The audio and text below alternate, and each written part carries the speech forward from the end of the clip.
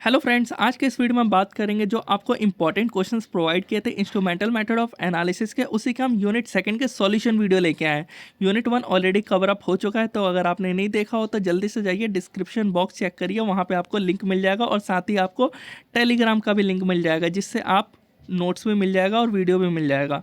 अब बात कर लेते हैं यूनिट सेकंड। पहले ये समझ लीजिए कि यूनिट सेकंड में क्वेश्चन किस तरह का बनेगा, आपको आखिर पढ़ने क्या है जिसकी वजह से आपका यूनिट टू कवर अप हो जाए। तो 2 मार्क्स वालों के लिए आपको तो बिल्कुल भी टेंशन नहीं लेना है, बिकॉज 2 मार्क्स वाला देखा गया है कि एटॉमिक एब्जॉर्प्शन वाले पार्ट से मोस्ट ऑफ द टाइम बना है। जैसे एटॉमिक एटोमाइजर हो गया या फिर नेबुलाइजर हो गया, ये इसके इंस्ट्रूमेंटेशन के अंदर से ये क्वेश्चन बनता है और समटाइम्स इनके भी इंस्ट्रूमेंटेशन से बनता है। तो सिर्फ आपको ये 3 टॉपिक करना है, एक IR, flame photometry, atomic absorption spectroscopy, जिससे आपका पूरा यूनिट सेकंड कवर अप हो जाएगा। अब इसमें आईआर स्पेक्ट्रोस्कोपी है, ये हर एक यूनिवर्सिटी का एक तरह से आप बोल सकते हो फेवरेट क्वेश्चन होता है, जो कि बहुत ज़्यादा इंपॉर्टेंट होता है। तो 10 मार्क्स के अकॉर्डिंग इसको अच्छे से करना है। और सेकेंडरी जो प्रायोरिटी मिलती है वो फ्लेम फोटोमेट्री की मिलती है। तो गाइस, अगर समटाइम्स क्या होता है, कभी कभार ही आईआर ना दे तो उस टाइम पे फ्लेम तो कंफर्म बनना ही बनना है। तो आपको ये दो अच्छे से एकदम कर लेना है। उसके अलावा बहुत ही रेयर चांसेस होते हैं, बट ये भी कभी कभार देखा गया है किसी किसी यूनिवर्सिटी में, तो इसको भी आप कर लीजिएगा। 2 मार्क्स वाले मोस्ट ऑफ द यहीं से बनने वाले हैं इस यूनिट के। तो गाइस, हम स्टार्ट कर लेते हैं। तो गाइस, सबसे पहले हम लोग देख रहे हैं यहाँ पे आईआर स्पेक्ट्रोस्कोपी। क्वेश्चन क्या क्या बनेगा, तो हम इसके इंट्रोडक्शन भी देखेंगे, बट इसका क्वेश्चन में बनेगा कि आप इसके प्रिंसिपल बताइए। प्रिंसिपल के अलावा क्या पूछेगा, तो यह आपसे पूछेगा इंस्ट्रूमेंटेशन भी बताना है और साथ ही यहाँ पे एप्लीकेशन भी बताना है। तो ये तीनों चीज़ हम कवर अप करेंगे। सबसे पहले आईआर स्पेक्ट्रोस्कोपी होता क्या है, तो आईआर स्पेक्ट्रोस्कोपी में हम डिटर्मिनेशन करते हैं फंक्शनल ग्रुप का, यानी डिटरमाइन करते हैं कि कौन सा फंक्शनल ग्रुप हमारे कंपाउंड में अटैच है। कैसे पता करेंगे, तो गाइस, जैसे कि हमारे पास कोई भी कंपाउंड या मैटर है, वो ऐसा होना चाहिए कि आईआर एक्टिव होना चाहिए, जिसकी वजह से वो एब्जॉर्ब कर पाएगा आईआर रेडिएशन को जब हम भेजेंगे तो, और वो शो करेगा वाइब्रेशनल ट्रांजिशन। तो इसी वाइब्रेशन की वजह से हमें पता चलेगा, जो उसके बॉन्ड्स होंगे उसके वाइब्रेशन की वजह से, कि कौन सा जो हमारा फंक्शनल ग्रुप है वो प्रेजेंट है। तो ये सिंपल सा भाषा में आपको मैंने समझा दिया। ये टाइप होता है एब्जॉर्प्शन स्पेक्ट्रोस्कोपी का। तो गाइस, ये जितना भी आप देखोगे ये सब एब्जॉर्प्शन स्पेक्ट्रोस्कोपी है, चाहे वो आईआर हो या फिर फ्लेम हो या फिर आगे चल के आप एटॉमिक एब्जॉर्प्शन देखोगे, वो सब यही होते हैं। और यहाँ पे आप देखोगे तो इसका दूसरा नाम क्या है, IR also known as vibrational spectroscopy. अगर आपसे इस नाम से भी पूछा है तो आप ये कर लीजिएगा। अब यहाँ पे थोड़ा सा ये समझना है कि जो आईआर रेडिएशन होता है ना, वो आपके विजिबल और माइक्रोवेव के बीच में होता है। यहाँ पे आप देखोगे यूवी वाला, तो यूवी में क्या होता था, यूवी में इलेक्ट्रॉनिक ट्रांजिशन शो होते थे, बट आईआर में क्या हो रहा है, वाइब्रेशनल ट्रांजिशन शो हो रहे हैं। बिकॉज यूवी का आप यहाँ पे एनर्जी देख रहे हो हाई है एज कम्पेयर टू आईआर, और आईआर में क्या होता है, एनर्जी उतना नहीं हो पाता, इसी वजह से ये वाइब्रेशनल ट्रांजिशन शो करते हैं। आई होप आपको अच्छे से समझ आ गया होगा, वही चीज़ बताना था मेरे को। अब यहाँ पर रेंज देखोगे ना आईआर का, तो 0.8 माइक्रोमीटर से 200 माइक्रोमीटर तक होता है। अब इसको फर्दर डिवाइडेड किया गया नियर, मिड और फार आईआर, जिसमें मिडल आईआर में देखा गया है कि जो ऑर्गेनिक कंपाउंड्स होते हैं इनका बहुत ज़्यादा यहाँ पे आईआर रेडिएशन इस वाले रीजन में एब्जॉर्ब करते हैं। तो गाइस, यही मेरे को आपको समझाना था। जैसा कि यहाँ पे आप देख सकते हो, नियर आईआर, मिडल आईआर में ही सबसे ज़्यादा होता है, और इसका जो होता है पीक 2.5 से 15 माइक्रोमीटर के अंदर दिखाता है। और यहाँ पे आप देख सकते हो 4000 से 667 सेंटीमीटर इनवर्स। तो क्या होता है कि हम जनरली इसके अंदर ये ज़्यादा डिजिट होने की वजह से हम इन नंबर्स में कैलकुलेट करते हैं इंस्टेड ऑफ माइक्रोमीटर। तो गाइस, सेंटीमीटर इनवर्स में हम देखते हैं ताकि हमें एग्जैक्ट पता चल पाए कि वो आखिर कौन सा फंक्शनल ग्रुप है। तो गाइस, यही सब यहाँ पे लिखा हुआ है जो मैंने अभी आपसे बताया। अब बात कर लेते हैं इसके प्रिंसिपल। बहुत ही ईजी वे में समझेंगे। मॉलिक्यूल्स किस चीज़ के बने हुए रहते हैं, एटॉम्स के, और वो लिंक किससे हुए रहते हैं, केमिकल बॉन्ड से। तो जब हम आईआर रेडिएशन को देते हैं यानी पास करते हैं, तो ऐसे एटम जो आईआर एक्टिव है वो इसको एब्जॉर्ब करेंगे, और एब्जॉर्ब करने के बाद क्या होगा, मूवमेंट होगा। और ये जो मूवमेंट होगा वो एटॉम और केमिकल बॉन्ड्स का होगा। कैसे होगा, तो स्प्रिंग और बॉल के फॉर्म में होगा। तो गाइस, यहाँ पे आप देख सकते हो, ये रहा एटॉम और और ये रहे आपके जो स्प्रिंग की बात कर रहा हूँ वो है बॉन्ड्स। तो यही वाइब्रेट होते हैं और जो ये वाइब्रेशन होगा ना उसी को नेचुरल फ्रीक्वेंसी ऑफ वाइब्रेशन कहेंगे। कितने तरह का होगा वो हम फंडामेंटल वाइब्रेशन के अंदर अभी देखने वाले हैं। तो वही मैंने सिंपल सा बताया कि हमारे पास ये रहा एक सैंपल, जब हम आईआर पास किया तो ये जो बॉन्ड आप देख रहे हो यहाँ पे वाइब्रेशन होगा या फिर रोटेशन होगा। तो उसी वजह से हमें पता चल पाएगा कि आखिर कौन सा उसमें अटैच है फंक्शनल ग्रुप। अब यहाँ पे हम बात कर लेते हैं यहाँ पे क्या लिखा है। तो आईआर रेडिएशन जो है उसके पास एनर्जी कम होती है, इस वजह से वो इलेक्ट्रॉनिक ट्रांजिशन ना शो करके वाइब्रेशनल ट्रांजिशन शो करता है। सिंपल सा भाषा ये था। अब आते हैं फंडामेंटल वाइब्रेशन, जिसको हम मॉलिकुलर वाइब्रेशन भी कहते हैं। प्रिंसिपल के अंदर ही इसको मेंशन करना है आपको। तो ये दो तरह का होता है, एक स्ट्रेचिंग वाइब्रेशन और एक बेंडिंग वाइब्रेशन। तो गाइस बहुत ही इजी तरीके से इसको भी हम समझ लेते हैं। स्ट्रेचिंग नाम से समझ आ रहा है, स्ट्रेच हो रहे हैं कंपाउंड्स ऐसे, यानी continuous back and fourth movement हो रहा है एटॉम्स का उनके एक्सिस से। इस टाइम पे क्या होता है, जब ये दो हमारे पास एटम है इनके बीच में ये बॉन्ड है, तो क्या होगा, ये इधर की तरफ स्ट्रेच करेंगे यानी बाहर की तरफ या फिर अंदर की तरफ आएंगे, जिसकी वजह से बॉन्ड लेंथ में चेंज आएगा। बॉन्ड एंगल में नहीं होगा, वो नेक्स्ट वाले में होगा जब हम और आगे पढ़ेंगे। तो यहाँ पे देख रहे हो इसमें एनर्जी लेवल हाई होता है और सेकंड वाले में कम होता है बेंडिंग में। अब यहाँ पे देखोगे जो स्ट्रेचिंग होता है वो दो तरह से हो सकता है, असिमेट्री और सिमेट्री। तो गाइस यहाँ पे आप देख लो ये रहा सिमेट्री। सिमेट्री नाम से समझ आ रहा है सेम डायरेक्शन, यानी स्ट्रेच होंगे तो बाहर बाहर दोनों कंपाउंड या फिर अंदर ही आएंगे दोनों के दोनों। बट वहीं पे असिमेट्री अलग है, एक दूर जाएगा तो एक पास आएगा, एक पास आएगा तो एक दूर जाएगा, इस तरह से ये है असिमेट्री। तो यहाँ पे आप पढ़ भी सकते हो, वही सारी चीज़ें बता रहा हूँ। अब है बेंडिंग, जिसको हम लोग डिफॉर्मेशन भी कहते हैं, नाम से समझ आएगा अभी आपको। और बेंड जब होगा जब हमारे पास दो कंपाउंड है, तीन कंपाउंड ये देख सकते हो, और ये जो अगर पास पास में आ गए तो ये क्या होगा, ये कुछ यहाँ यहाँ पे आ गए तो ये बॉन्ड एंगल में चेंजेस आ गया। तो बॉन्ड लेंथ में नहीं आया, बॉन्ड एंगल में आया। कैसे आया वो अभी आपको बताता हूँ। और एनर्जी इसमें कम होता है, उसमें ज़्यादा हो रहा था। सीजरिंग सबसे पहला है इसके अंदर। तो ये तीन कंपाउंड आप देख रहे हो, इनका बॉन्ड एंगल कुछ इतना था, बट ये जब पास आ गए, अगर मैं बात करूँ यहाँ पे आ गए, तब ये कुछ कम हो गया बॉन्ड एंगल। तो वही है। रॉकिंग में क्या हो रहा है, रॉकिंग में मूवमेंट हो रहा है एक ही डायरेक्शन में दोनों का, यानी आगे की तरफ फर्दर मूव हो रहा है। वैगिंग में क्या हो रहा है, जो प्लेन होता है वो अपर साइड में या फिर दोनों ही लोअर साइड में मूव करेंगे। अब ट्विस्टिंग में अलग है, ट्विस्टिंग में जो प्लेन है उसके एक ऊपर की साइड में और एक नीचे की साइड में, इस तरह से ये जो है वो मूवमेंट होगा अपोजिट डायरेक्शन में। तो ये आपका फाइनली खत्म हो चुका है। समटाइम्स क्या है कि 2 मार्क्स में फैक्टर अफेक्टिंग भी दे देता है या फिर 10 मार्क्स में इसको भी स्पेशली मेंशन कर देता है। तो थोड़ा सा देख लो, बहुत ही ईजी है ये भी। कपल वाइब्रेशन, कपल वाइब्रेशन जो नॉर्मली सी एच बॉन्ड है, सी है और एच है, तो क्या स्ट्रेच एक ही डायरेक्शन में होगा तो कोई दिक्कत नहीं है यहाँ पे। बट अगर उस टाइम पे सी एच टू हो गया, एन एच टू हो गया, या फिर ऐसे कंपाउंड जो यहाँ पे एच टू देख रहे हो, यहाँ पे एच टू देख रहे हो, या फिर एन टू हो गया, तो क्या होगा उस टाइम पे, ये जो है वो हमारा सिमेट्री असिमेट्री शो करेंगे कंपाउंड्स। जैसे कि सी एच टू में क्या होगा, तो एक असिमेट्री शो करेगा, एक सिमेट्री शो करेगा। तो जो असिमेट्री वाले देख लो, ये इसके कितने आ रहे हैं 2926, वहीं पे या इसका देखोगे तो सिमेट्री में 2853 जो इसका है वो वेव नंबर शो हो रहा है, फ्रीक्वेंसी शो कर रहा है, यानी इसका ज़्यादा शो कर रहा है असिमेट्री का। तो गाइस वही यहाँ पे बताना है, जो असिमेट्री है हायर वेव नंबर शो करेगा एज कम्पेयर टू सिमेट्री, और इसी को हम कपल्ड वाइब्रेशन कहते हैं। कब होता है, जब ये दोनों कंपाउंड्स यहाँ पे सेम होते हैं, जो सेंटर एटम से अटैच होने वाला वो सेम होगा तभी होगा, नहीं तो नहीं होगा। हाइड्रोजन बॉन्डिंग, जब हमारा कंपाउंड है दो वाटर, जैसे H2O है, ये अलग है, ऐसा समझ लो ये दो कंपाउंड है, तो जो OH फॉर्म हो रहा है यानी हाइड्रोजन फॉर्म हो रहा है, तो उस वजह से वेव नंबर यानी फ्रीक्वेंसी जो है वो कम हो जाएगी, हमेशा कम होगी, बढ़ेगी नहीं। बट इसके अंदर भी हमें दो तरह के पढ़ना है, एक इंटरमॉलिकुलर और एक इंट्रामॉलिकुलर। हमारे पास एक ये कंपाउंड, एक ये कंपाउंड, एक ये कंपाउंड, ये तीन कंपाउंड हो गए हैं। अब क्या हो रहा है कि यहाँ पे वो लोग H बॉन्ड फॉर्म कर लिया इस हाइड्रोजन इस ऑक्सीजन ने, और यहाँ पे भी फॉर्म कर लिया। तो गाइस ये क्या हो रहा है, अलग अलग कंपाउंड्स के बीच में फॉर्म हो रहा है, इसी वजह से इंटरमॉलिकुलर और इंट्रा में एक ही के अंदर में फॉर्म हो रहा है।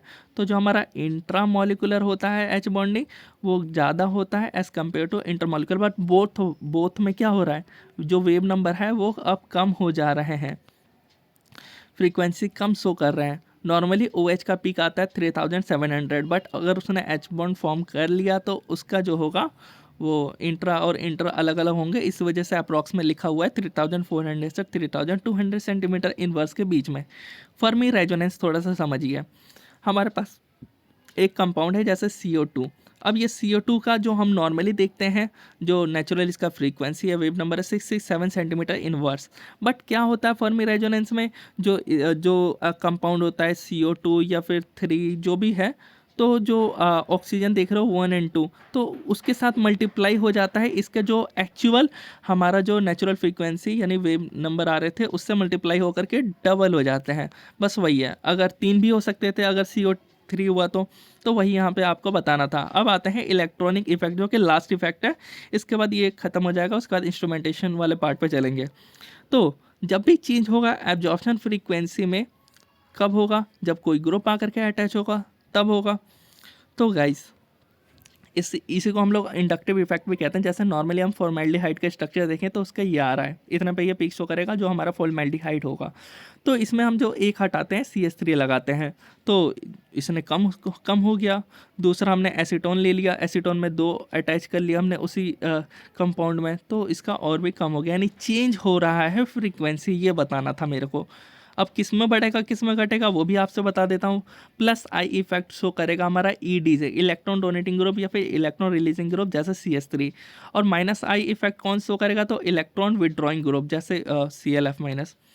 तो प्लस आई जो था वो हमारा CH3 यानी इलेक्ट्रॉन डोनेटिंग ग्रुप, और इसका जो आप कंपाउंड देखोगे ना तो इसका 1750 सेंटीमीटर इनवर्स आ रहा था, बट जब इसने इलेक्ट्रॉन डोनेटिंग ग्रुप यानी डोनेट करेगा इलेक्ट्रॉन को, तब इसने क्या हुआ 1745 पे ही शो कर दिया।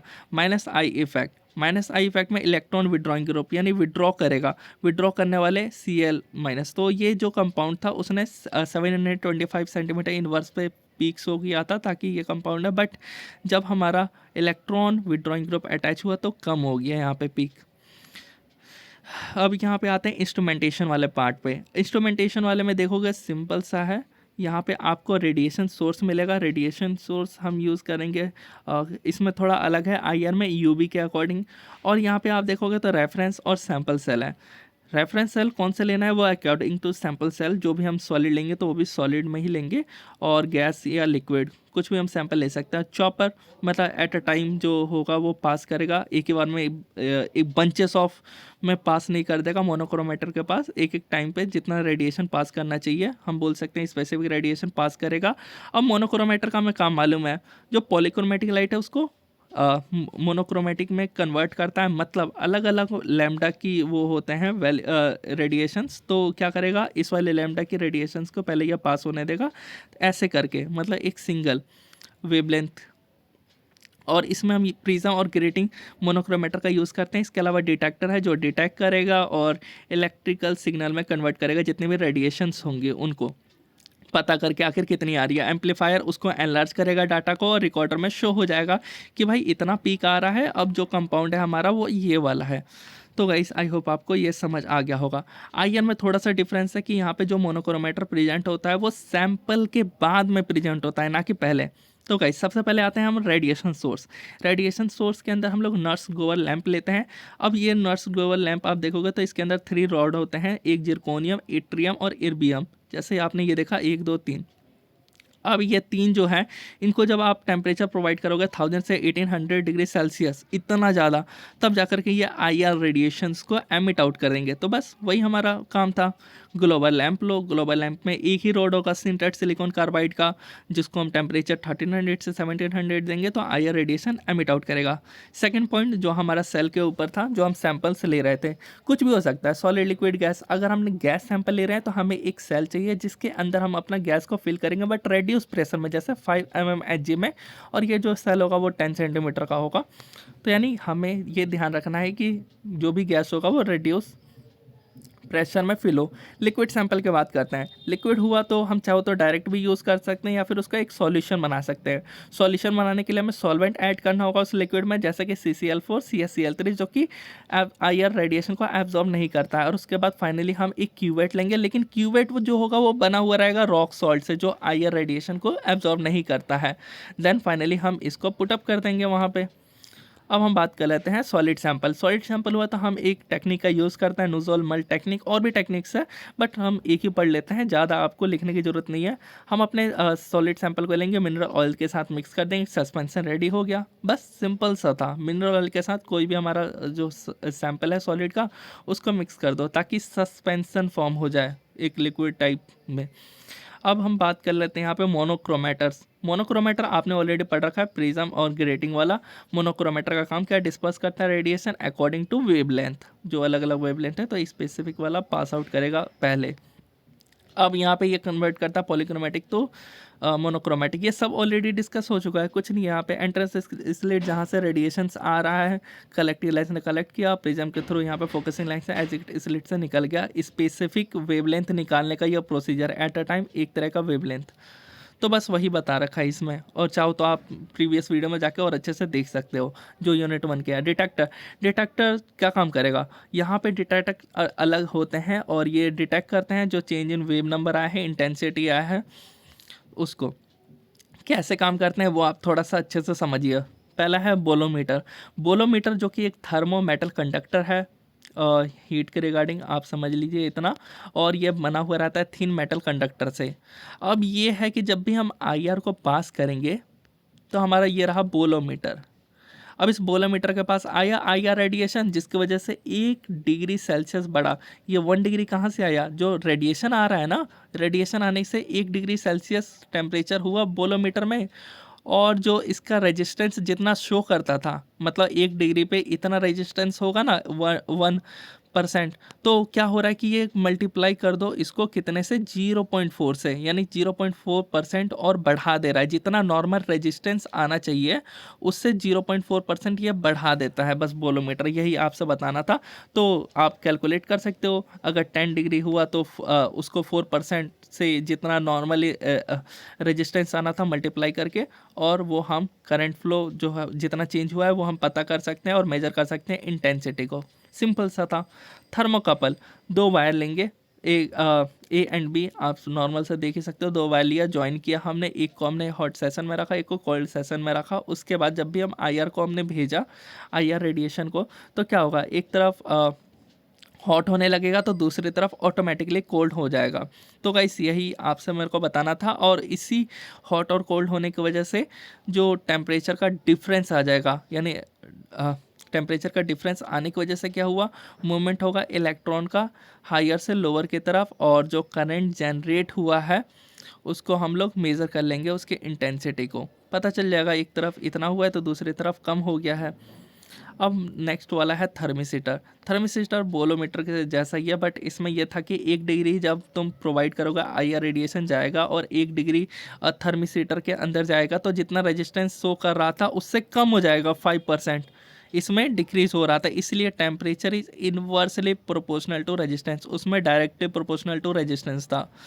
तो सिंपल सा था। एम्पलीफायर एनलार्ज करेगा डाटा को, जो डिटेक्टर से आया, रिकॉर्डर जो ग्राफ प्लॉट कर देगा और पता चल जाएगा हमें। क्या पता चल जाएगा? तो एप्लीकेशन में वो आप देख ही सकते हो। आइडेंटिफिकेशन फंक्शनल ग्रुप पता कर लेगा, स्ट्रक्चर ऑर्गेनिक कंपाउंड का कर लेगा, क्वालिटेटिव एनालिसिस कर देगा ऑर्गेनिक कंपाउंड्स का, study of covalent bond in molecules के बीच में जो कोवलेंट बॉन्ड होता है वो पता कर सकते हो, स्टडी कर सकते हो, प्रोग्रेस ऑफ रिएक्शन का डिटेक्शन, इम्प्योरिटीज़ का कर सकते हो।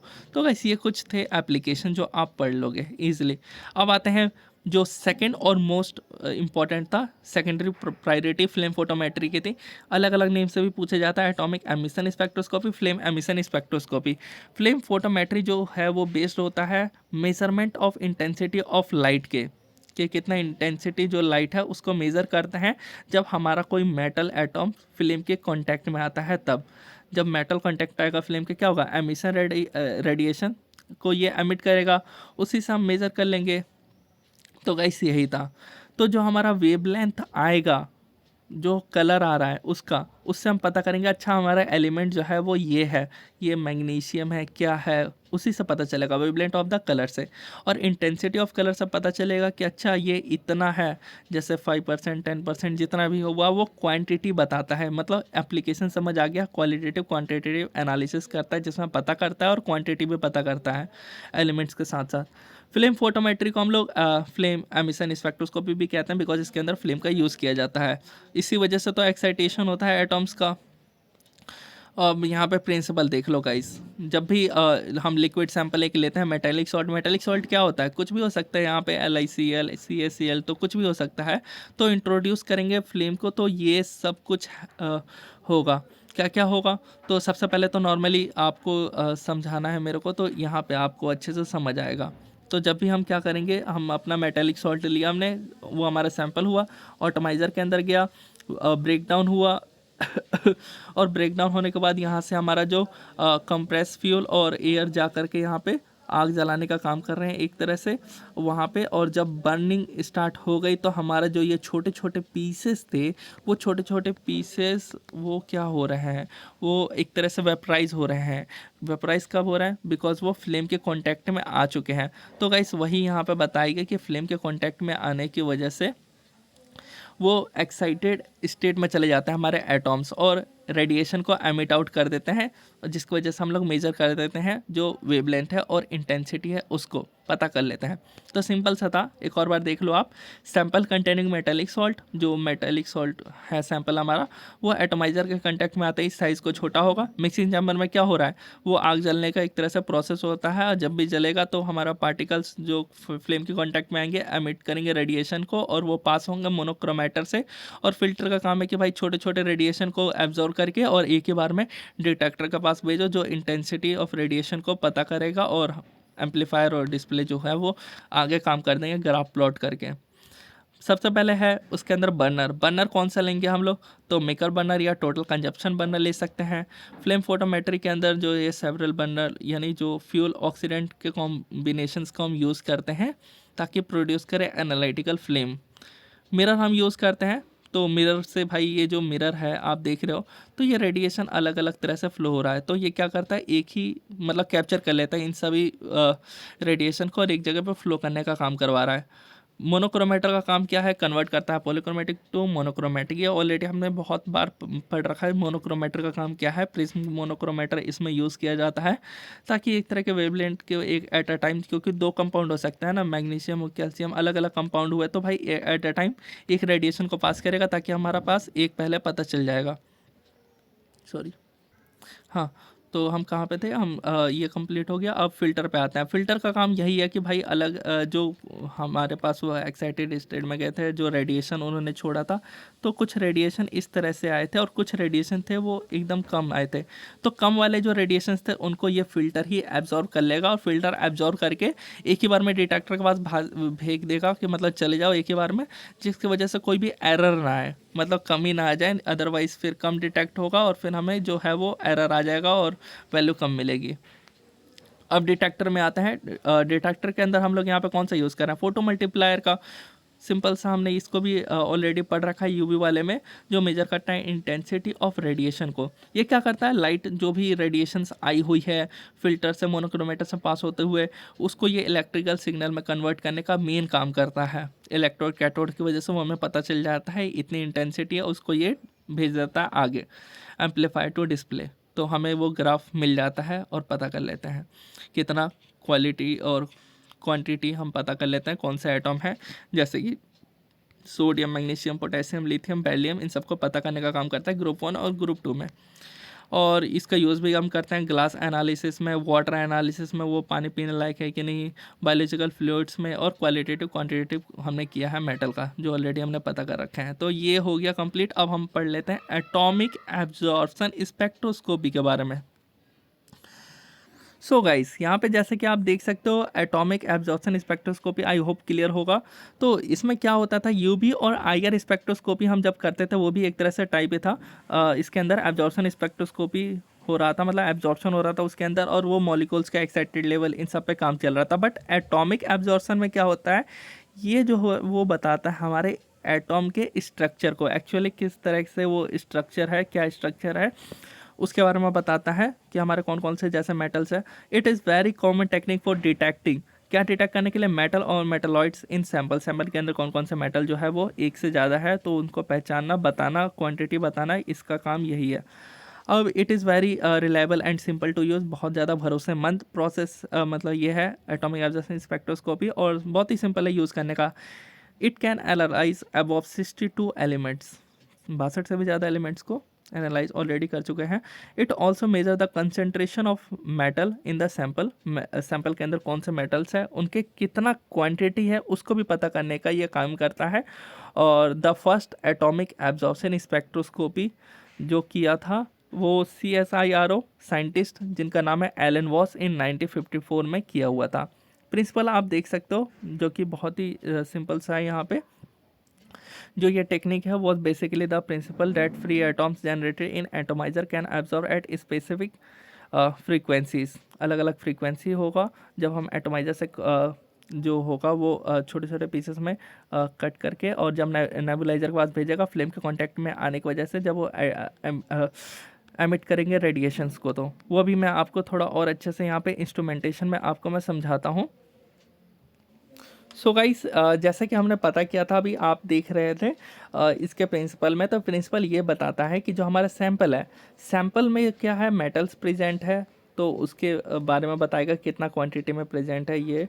तो जब ये एटोमाइजर में जाके छोटे छोटे पीसेस में कन्वर्ट होता है, नेबुलाइजर से पास होते हुए ये पूरा फ्लो करवाता है इसके ऊपर, फ्लेम के कांटेक्ट में आ जाए, और जो हमारे वो छोटे छोटे एटॉम्स प्रेजेंट थे वो क्या हो रहे हैं, अब एक्साइटेड स्टेट में जा रहे हैं। कब जा रहे हैं, जब ये कैथोड रेडिएशन पड़ रही है इनके ऊपर, तो रेडिएशन को ये एब्जॉर्ब करते हैं फ्लेम के कांटेक्ट में आने के बाद, और जो ये है वो न्यूट्रल हो जाते हैं, और उसके बाद वो जो है वो हमारा मोनोक्रोमेटर जो उन रेडिएशन को कैप्चर करता है, डिटेक्ट करता है, एम्पलीफायर और रिकॉर्डर से हमें पता चल जाता है। सिंपल सा ये था, और इसी के अंदर हमें ये पूरा चीज़ें बताई गया, radiation source, atomiser, nebuliser, monochromator, detector, amplifier, recorder, जिसके बारे में आपको नोट्स में मिलेंगे। और रेडिएशन सोर्स में आपको सिंपली मैं आपको बता देता हूँ, यहाँ पे होलो कैथोड लैंप होता है। एटोमाइजर के अंदर फ्लेम ऑटोमाइजर का हम यूज़ करते हैं जो साइज़ को रिड्यूस करता है जो हमारे वहाँ पे मेटल्स प्रेजेंट हैं, और हमें पता ही है फ्लेम के अंदर कांटेक्ट में आते ही क्या होगा, फ्लेम के कांटेक्ट में आते ही जो हमारा लिक्विड होगा, हमारा लिक्विड भी तो होगा मेटल्स के साथ में, तो वो इवापोरेट हो जाएगा, और जो छोटे छोटे पीसेस मेटल्स के थे वो और हाई टेम्परेचर, मतलब बहुत ज़्यादा टेम्परेचर बढ़ जाने की वजह से वो न्यूट्रल फॉर्म में हो जाएंगे। और यहाँ पे आप उसी का काम देख रहे हो, यहाँ पे फ्लेम ऑटोमाइजर के बाद नेबुलाइजर, नेबुलाइजर का काम है स्प्रेड करना फ्लेम के ऊपर जो हमारे वो मेटल्स प्रेजेंट थे। मोनोक्रोमेटर जो हम प्रिज्म का यूज़ करते हैं, डिटेक्टर में फोटो मल्टीप्लाई, एम्पलीफायर और रिकॉर्डर। तो गाइस यही बताता है। और तो गाइस जैसा कि यहाँ पे आप देख ही सकते हो, यहाँ पे भी यही बोला गया, द एटम एब्जॉर्ब्स यूवी और visible light and make transition to higher energy level. तो यहाँ पे यूवी और विजिबल लाइट को करके हायर एनर्जी लेवल पे चला जाता है। जो कंसेंट्रेशन मेजरमेंट होता है ये कब होता है, और एक सेकेंड आपको मैं ये भी दिखा देता हूँ मैं कि ये एब्जॉर्प्शन, जो ये एब्जॉर्प्शन हो रहा है ये कब हो रहा है, वो जो रेडिएशन है उसको वो क्या कर रहे हैं, वो जो हमारे एटॉम्स थे वो जो है वो एटॉम के स्टेट से होकर के गैसेस स्टेट में कन्वर्ट हो जा रहे हैं ड्यू टू वो फ्लेम के जलने की वजह से। और जितना भी उन्होंने वो एब्जॉर्ब कर रखा था हमारे कैथोड जो हमने लगा रखा था रेडिएशन सोर्स से, उसके बाद वो जितना भी उन्होंने किया है उसकी कंसंट्रेशन को हम मेज़र करके पता पाएंगे कि हमारे जो वो न्यूट्रल एटॉम्स है उन्होंने इतना कैप्चर किया हुआ था एब्जॉर्प्शन, तो इतना उनका कंसंट्रेशन है। और इंस्ट्रूमेंटेशन से हम पता कर पाएंगे जो कि हमारा जो आएगा कि ये वाला एलिमेंट है, बिकॉज इसका जो ग्राफ बना है वो इतना आया है उसको रेफरेंस से मैच करके, तो हमारा ये एलिमेंट प्रेजेंट है और कितना कंसंट्रेशन में, यानी वो एब्जॉर्प्शन पे डिपेंड करेगा कि इतने एब्जॉर्प्शन इसने किया था और एमिट किया रेडिएशन को। तो आई होप आपको ये भी क्लियर हो गया होगा। मिलते हैं